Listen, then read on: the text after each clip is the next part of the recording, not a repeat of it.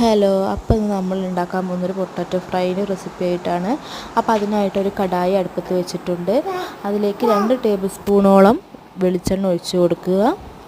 1 table spoon കടുക്, ഒരു 10 വെളുത്തുള്ളി ചെറുതാക്കി അരിഞ്ഞതുണ്ട് ഇട്ട് കൊടുക്കുക. അത് നന്നായി വഴറ്റുക കേട്ടോ. ബ്രൗൺ കളർ ആവുന്നത് വരെ നന്നായി വഴറ്റുക. ബ്രൗൺ കളർ ആയതിനു ശേഷം നമ്മുടെ പൊട്ടാറ്റോ ഇട്ട് കൊടുക്കുക കേട്ടോ. പൊട്ടാറ്റോ ഈ ഒരു തിക്കിൽ വേണം അരിഞ്ഞെടുക്കാനായിട്ട്. ഒരു 1/4 ടീസ്പൂൺ ഉപ്പും കൂടി ഇട്ട് നന്നായി വഴറ്റുക. നമുക്കത് മൂടി വെച്ച് നല്ല വേവിച്ചെടുക്കുക.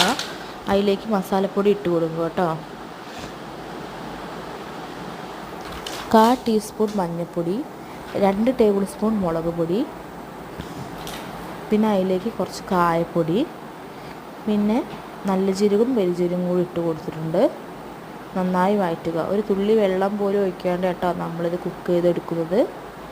നന്നായി വഴറ്റുക. അതിനുശേഷം അതൊന്ന് കുറച്ച് കരിവേപ്പില ഇടുക.